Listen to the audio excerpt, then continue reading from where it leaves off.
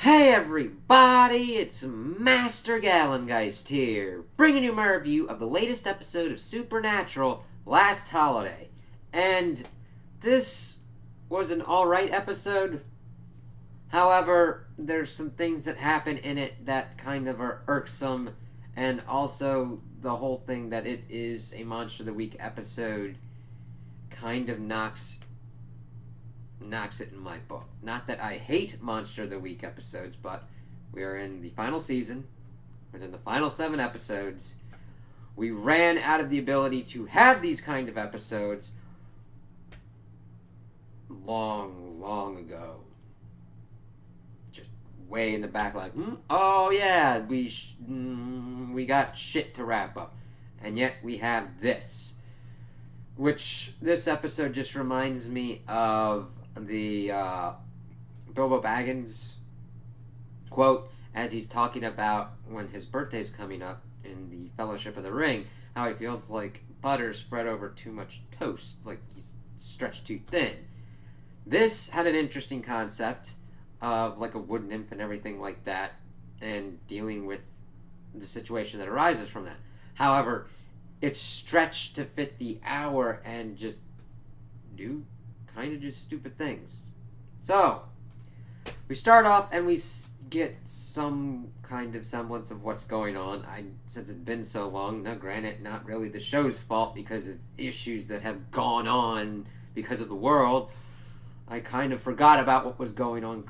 I mean, I had the general idea. Yeah, we got Jack. He's going to fight God. He's got to do all this stuff, and he just recently got his soul back. So, Jack's pretty much moping in his room because he's got his soul back and everything. And I'm like, okay, kind of understandable. Cass is trying to get a line on Amara because it gets brought up that if you kill God, you got to kill Amara too for the balance and everything. I'm like, yeah, so that's going to be kind of fucking funny and seeing how that goes because Chuck's going all completely like demented fuckballs, and like Amara really hasn't been doing anything like bad at all, so it'd be really kind of shitty to kind of do that to Amara. Unless, of course, it gets to a point where it's like, well, we can't really kill these beings, but people have to, like, take them out to assume their role, so that way Amara becomes a human or whatnot, and then the brothers, like, end off in it. I don't know. We'll see how that goes. It's just like, alright, cool, thanks for that lowdown. So, evidently, Dean is making burgers, and shit's going all funky with the pilot light and all that. It's like, let's kind of figure out what's going on with this. So, now they decide to look into the whole power source system of what the fuck's going on with the bunker. Not like they've had multiple years and seasons to try and like do something with that, but hey, final season's I guess the time to do it. So they go down. Dean makes a Mario and Luigi joke, which I'm like, okay, I can kind of deal with that. My biggest issue is that Dean, at least in this episode, and frequently I might add, has been downgraded to like the dumb brother. Now granted, Sam does a lot of dumb things, but even in the dichotomy of this episode, when this character pops up, the character likes Sam because he is the smart one.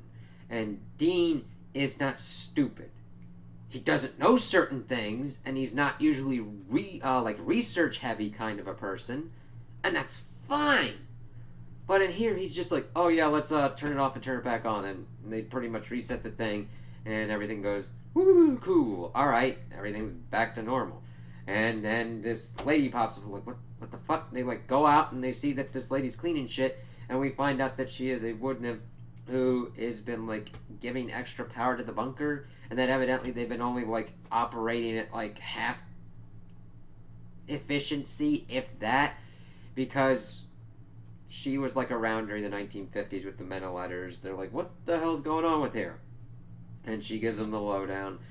She was rescued from the like by them and decided to help them out, that they were her boys and her family. And we get the usual kind of stuff of like she's from the 50s, so she pretty much has Dean pretty much watches language. It's like, okay, I don't mind that, but when that becomes stretched out to what happens in here and becomes the kind of joke that gets played out a little bit, you're like, okay, alright, you could have done a little something more with it. because I enjoyed seeing that kind of stuff in like the Marvel movies with Captain America in the kind of present day and dealing with that, and it's not drawn out. You get maybe like a couple jokes here and there, and instead it's like, okay, this is what's carrying it. So she's pretty much acclimating herself and figuring out what's going on. They give her the lowdown of Abaddon, but not of Jack. But we see her being like, hey, look at this thing. And that table that we've had evidently has a monster radar when it's fully powered up. It's like, oh, there's a vampire nest close by. Why don't you two go and do it now, like, make food and stuff like that? I'm like, okay. So they go off. She leaves a sandwich out for Jack. And like, oh, yeah, I've heard all this stuff about you and all that kind of stuff. So there's a sandwich out here if you want it. And Jack really doesn't do much, at least in the first parts of the episode, instead of just being, like, in his room being mopey.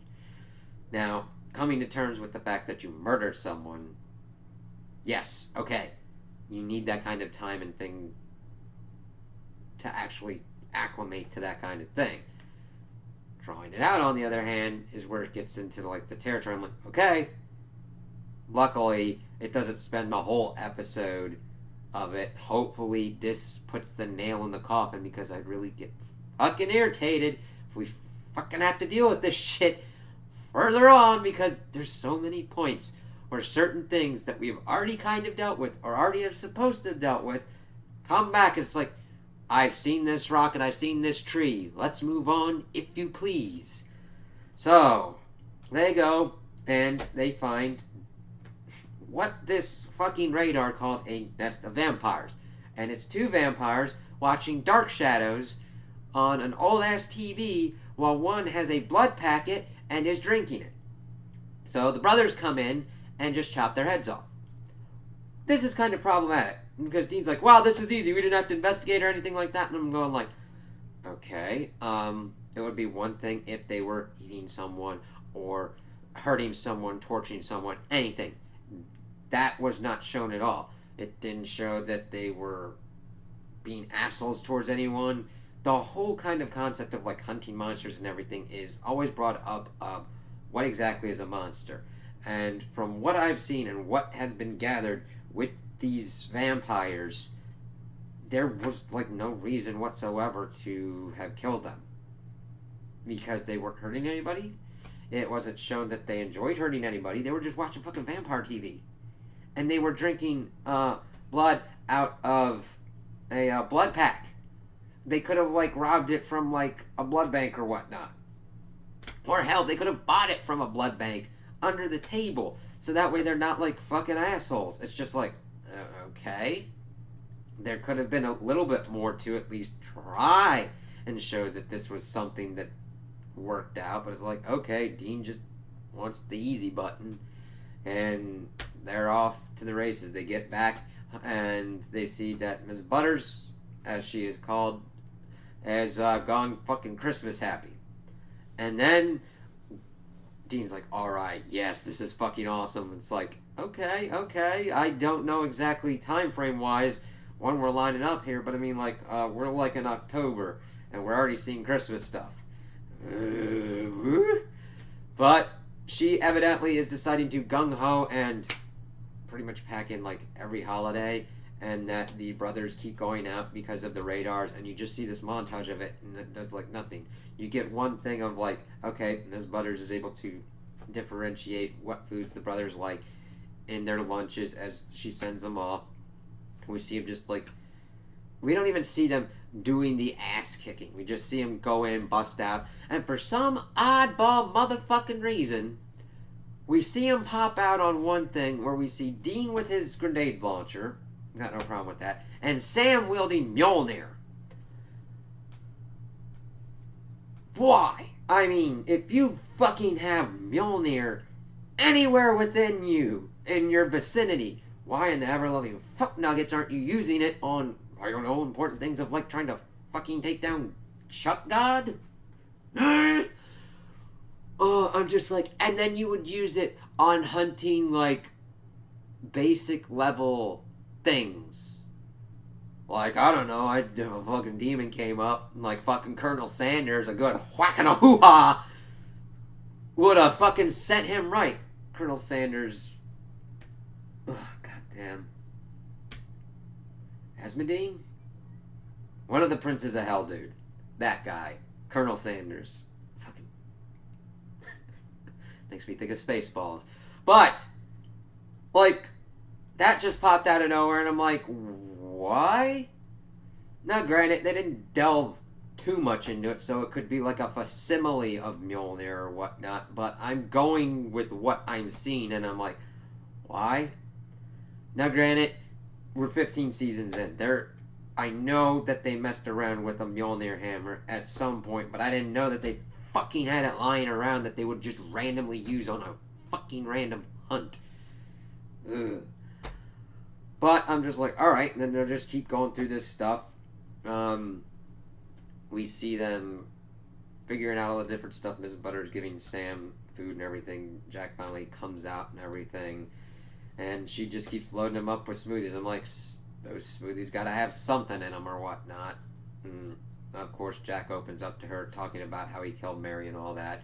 And she's kind of like weirded out on him, being like, what the fuck are you? And their first meeting, like, oh, alright, cool, they got you, alright, right here, have this smoothie. And then gives tomato juice to, like, Dean. It's like, because of his cholesterol and all that.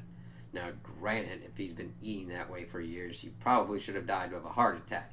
But it depends upon the rules of believability. And it's really kind of weird that Chuck would be, like, destroying the universe and being like, let's give him a wood nymph to, like, have to deal with. What? So they keep doing all that kind of stuff, going through all the different kind of things. Pretty much Sam has his birthday. Dean wants like the Rice Krispie treat stuff, and of course Ms. Butters makes a fucking joke about his age. It's like, yeah, it's all back there. Go ahead and eat it. He's like, yeah, all right. And then we see that she's cleaning his stuff, and Jack sees her like looking at something. He goes, sees it, pulls out this thing, finds out that like one of the dudes from the Men of Letters, the Magnus kind of dude that we've seen, who was the kind of guy that collected all this kind of shit, pretty much was, they found her in the Thule Society, and then they pretty much brainwashed her to be on their side, and then she fucking rips one of the Thule Society dude's head off. It's like, alright, and he's like, son of a bitch, you're like, you killed that dude. And she's like, yeah, and you enjoyed that, huh? Because you're the son of Lucifer, you little motherfucker. And then fucking, like, blasts his ass because she'd been, like, tampering with the smoothie. And I'm just like, Jack just got, like, shit kicked by a smoothie?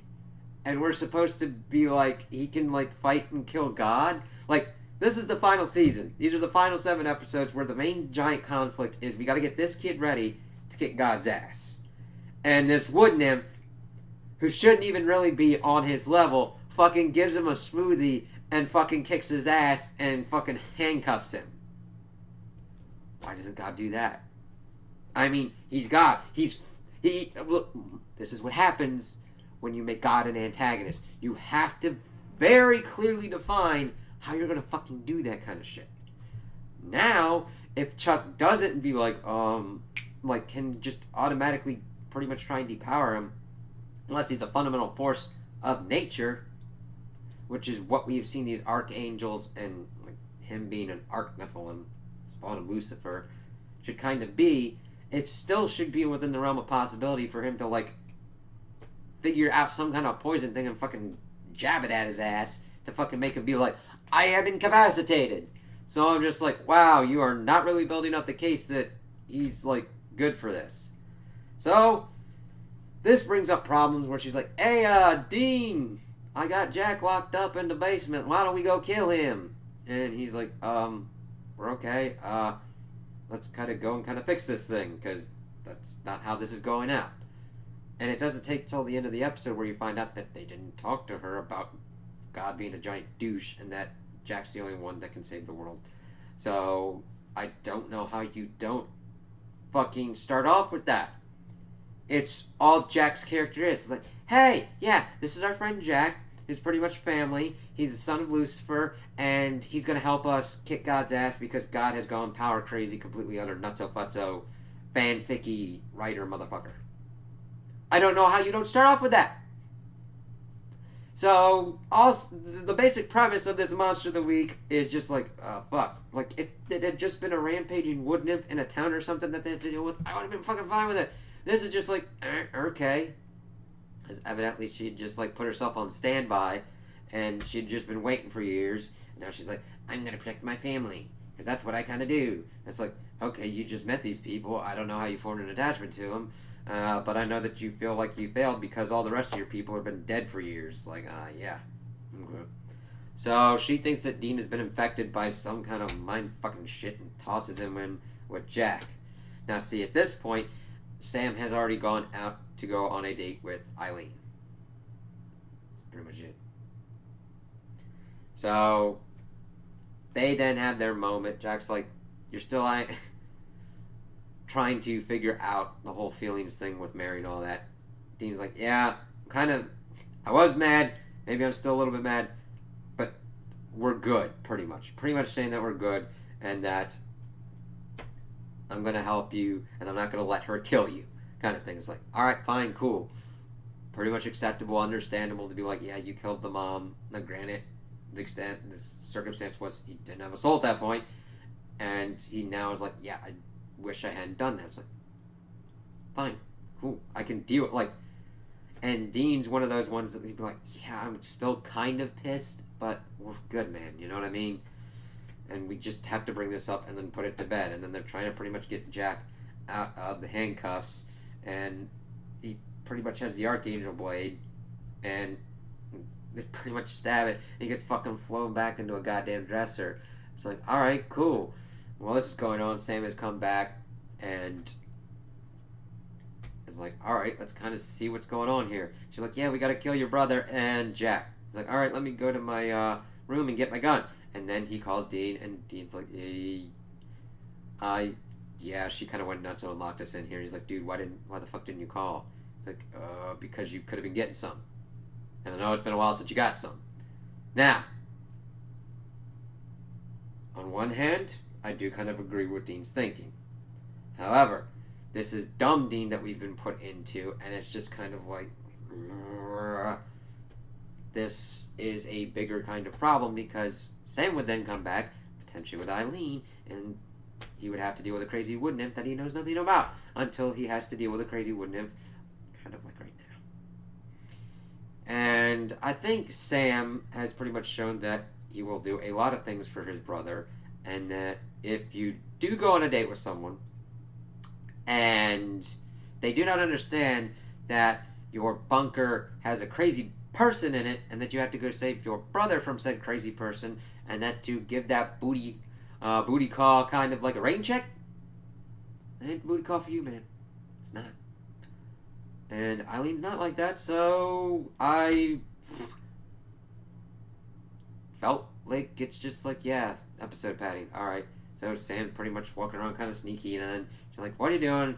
I'm like, oh, fuck me. Don't do this. And then he tries to put him on shoot at her. She ties him down and pretty much is trying to brain hooja him into killing them. And she starts taking off his fingernails.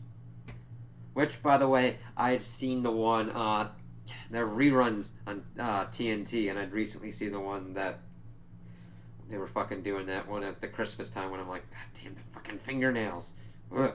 So, Dean and Jack are able to get out of their predicament by Dean using Jack as a fucking battering ram and fucking going hoo-hoo to the damn handcuffs and using him to break down the door. And I gotta put it to Jack's actor. He does sell being like, god damn it, fuck, I'm getting screwed up by being fucking used as a battering ram. Which is kind of weird because, I mean, he's a Nephilim. Shit shouldn't be affecting him that much, but granted, he is fucked up by a fucking smoothie, so. They pop up. She's pretty much getting ready to fuck with him. And then they lay the information that, yeah, he's gonna save the world. And she's just like, yeah, alright, cool, fine. The whole situation's pretty much rectified.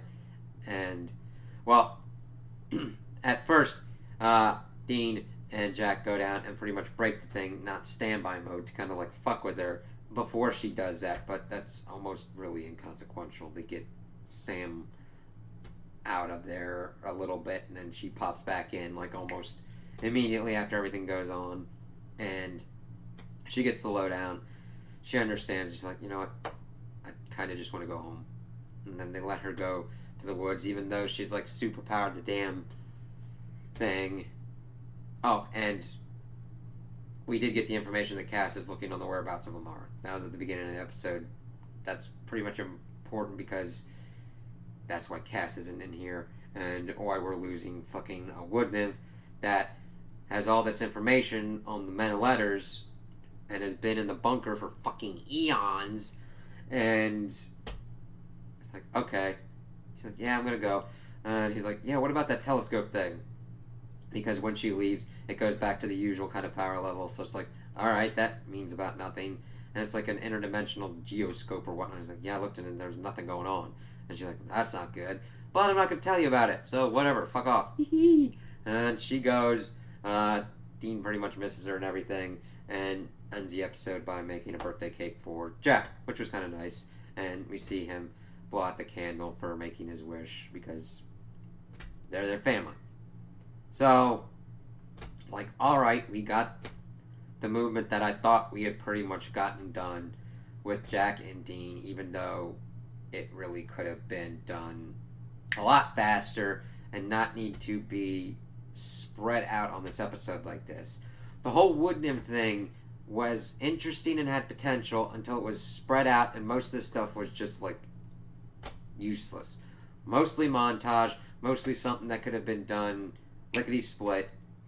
There could have been a whole lot of other stuff done. We got the montages of her cooking and stuff like that, and the brothers pretty much doing mostly all of the hunting episodes without actually doing any of the hunting. That's like the whole point of the hunting and the Monster of the Week episodes are to go through the journey. Granted, 15 years, we know the fucking end destination pretty much at that point, but how we get there is the important bit.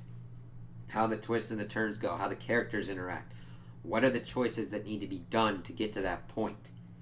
And they essentially easy mode button that motherfucking thing to like, oh, that's just part of a montage thing, so that way you can just be like, yeah, alright. And Ms. Butters had potential to be an interesting character. You could see a lot of interesting stuff that could have been done with her, and it's just like, I'm like, okay, at this point, introducing any kind of new character like this is a disservice to them and to the audience because you're not diving into them and giving the potential that they can have.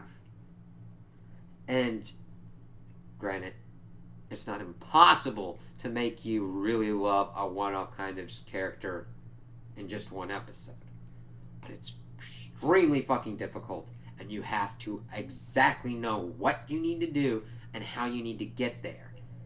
And this just didn't fit it for that. I'm just like, So, my biggest kind of gripes were that it felt like this episode was really just a padding filler episode, which you really should fucking stop doing in the final 7 fucking episodes in the final fucking season. And all of the weird kind of plot contrivances because the plot demanded that things happen a certain way. Oh, we want Sam to have Mjolnir. You're gonna want to explain that? Nope. Alright then, fuck me, right? No, and we're not gonna explain to Mrs. Butters who this kid is, so that way she doesn't go and try and motherfucking murder him? Sure, okay. Need that communication breakdown because plot demands it, and because that'll give us reasons to do this and lengthen it out. I hate it when you get to an episode of TV and you're just like counting down and then you're like, wow, I kind of want that time back. I love episodes of TV where I'm like, I never went by like that. And you're just like into it and you're like, those are the ones I live for, where you're just in there, in what is going on and into the story and the characters. Here it's just like, that was 10 minutes. That's about a whole lot of nothing. Another 10 minutes. Another 5 minutes. Okay, can we just get this going? So, this, I understand that you need the Monster of the Week because that's part and parcel what you need to do in a send-off. But there have been better Monster of the Weeks, and the final season deserves a better Monster of the Week kind of send-off.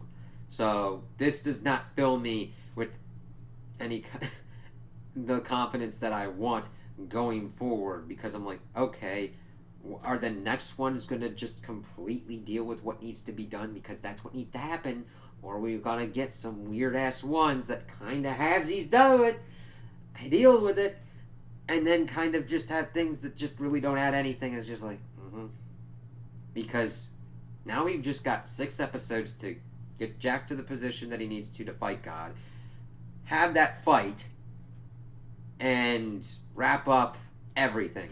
Sweet Jesus, it's like fucking Game of Thrones now. Fuck me.